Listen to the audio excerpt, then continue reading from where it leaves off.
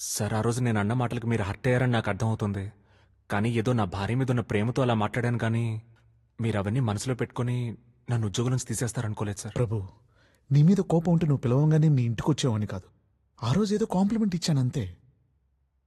అయినా నీ జాబ్ పోవడానికి నేను కారణం కాదు. ఓ పెద్ద కంపెనీకి నీ కోడింగ్ టెస్టింగ్కి పంపించాం. అక్కడ చిన్న ఎర్రర్ వచ్చింది, అందుకే తీసేశారు. సార్ ఏదో ఒకటి చేసి నన్ను మళ్ళీ జాబ్లో జాయిన్ చేసుకోండి సార్. ప్రభు, ప్రతిరోజు నీ గురించి పుష్ చేస్తున్నానయ్యా. Thank you sir, thank you so much. రండి తీసుకోండి. హ్యాండ్ వాష్ ఎక్కడా? అదిగో అక్కడ కిచెన్లో ఉంది. నేను ఇప్పుడే వాష్రూమ్కి వెళ్ళొస్తాను. ఓకే.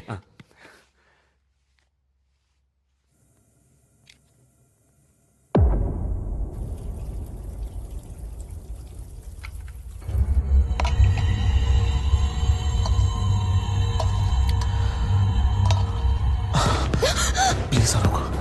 నువ్వు అసలు ఎంత అందంగా ఉంటావు తెలుసా?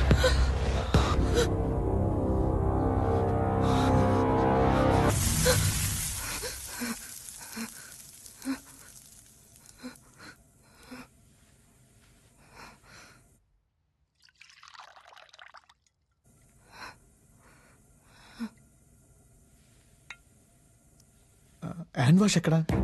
అదిగో అక్కడ కిచెన్లో ఉంది. నేను ఇప్పుడే వాష్రూమ్కి వెళ్ళొస్తాను.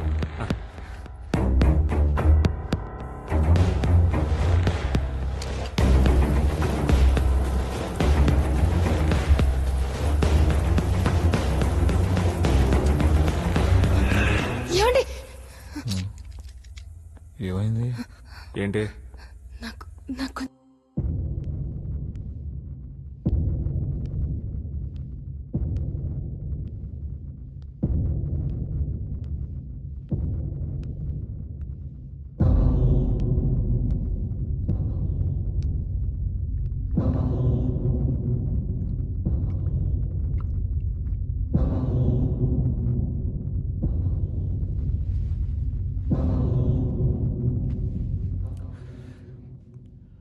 ఏంటో ఈ మధ్య తెగ తిరుగుతున్నావు. పెద్దగా పట్టించుకోవడం కూడా మానేశావు. నాకు ఉద్యోగం, నీకు నా మీద ఉన్న మర్యాద రెండు ఒకేసారి పోయాయి కదా. అంతేలే, జీతం లేని జీవితం అంటే ఆఖరికి పెళ్ళడానికి కూడా అలసే. అవును, నువ్వేదో జ్యోతిష్యం చెప్పించుకోవడానికి వెళ్ళావు కదా. ఏమన్నాడేంటి ఆ జ్యోతిష్యుడు? నేనెప్పుడు చెప్పానండి వెళ్ళాలని? అంటే నీలాంటి పల్లెటూరు నుంచి వచ్చిన ఆడవాళ్ళు అంతకన్నా గొప్పగా ఏం ఆలోచిస్తారులే అని. అసలు నన్నేం చేద్దామనుకున్నారండి? నన్ను కొడతావంటే వెళ్ళి నీ మొగుడిని కొట్టుకోపో. నీకు ఇలా చెప్పమని నీ మొగుడే నాకు డబ్బులు ఇచ్చాడు. నేను ఎదవనే, కానీ నీ విషయంలో నేనేం తప్పు చేయాలా? నీ మొగుడు చెప్పమంటేనే చెప్పా. పో, పోయి నీ మొగుడిని కొట్టుపో.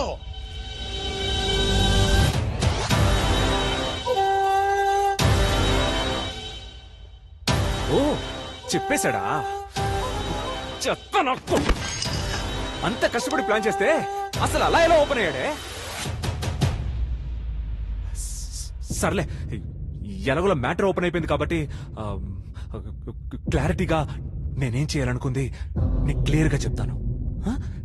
చెప్తాను చెప్తాను చూడు, నువ్వు చాలా అందంగా ఉంటావు, నిజంగా చాలా అందంగా ఉంటావు. నీ అందమే నీకు ప్రాబ్లం అయితే దానికి నన్నేం చేయమంటావు? మా హెచ్ఆర్కి నువ్వు బాగా నచ్చావంట. పాపం నిన్ను కోరుకుంటున్నాడు.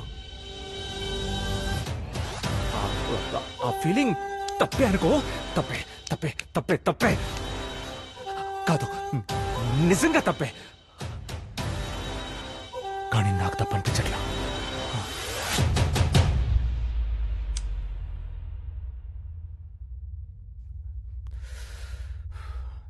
సారీ సార్, ఇందాక అలా అన్నందుకు.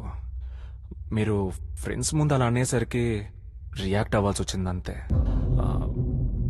మీరు కోరుకునే ఆ హాట్ అండ్ సెక్సీ కావాలా?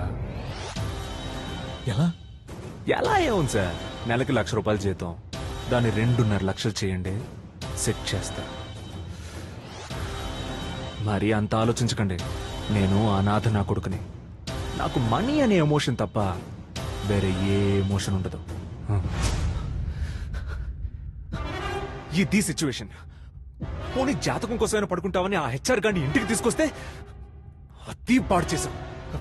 ఇదిగో ఇక్కడే ఈ గోడ పక్కనే ఉన్నా. ఏమండి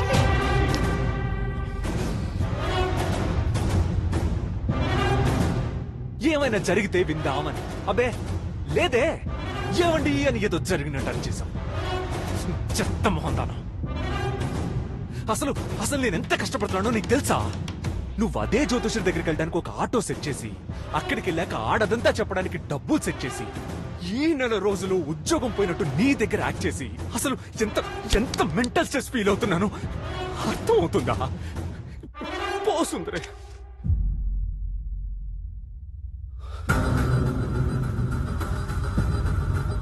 కాబట్టి అర్థం చేసుకొని ముందు చెప్పింది చేయి.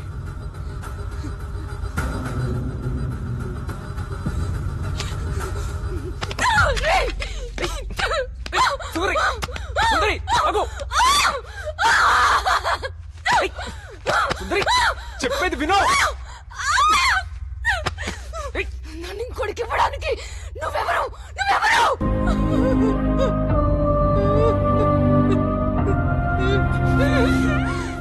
ఏంటి ఎక్స్ట్రా చేస్తున్నావు? మొగుణ్ణే, నేను నీ మొగుణ్ణే. మూసుకుని చెప్పింది విను. అయినా 2.5 లక్షలే ఏం చేస్తే వస్తాయో నీకు అర్థం కావట్లా. అర్థం కావట్లా. కానీ ఒక్కటి చేస్తే వస్తాయి. నువ్వు ఆ ఒక్కటి చేస్తే వస్తాయి. అయినా తప్పేంటే? నువ్వు పల్లెటూరు నుంచి వచ్చావు కాబట్టి నీకు ఇది చాలా పెద్ద విషయంగా కనిపిస్తుంది. ఇది ఇది చాలా చిన్న విషయం సుందరి, చాలా చిన్న విషయం.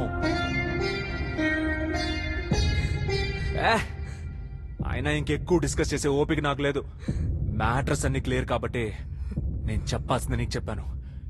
ఈవినింగ్ వాడు వస్తాడు, వాడికి కావాల్సింది నువ్వు ఇస్తున్నావు, నాకు కావాల్సింది వాడిస్తాడు. కాదన్నావో చంపేస్తా. నీకు వేరే ఆప్షన్ లేదు సుందరి, అర్థమైందా? ఇంత పెద్ద ఇల్లు సుందరి, అంత డబ్బుంటే మనం ఎంత బాగా బతకొచ్చు ఒక్కసారి ఆలోచించు. ఆలోచించు ఒకసారి, ఆలోచించు.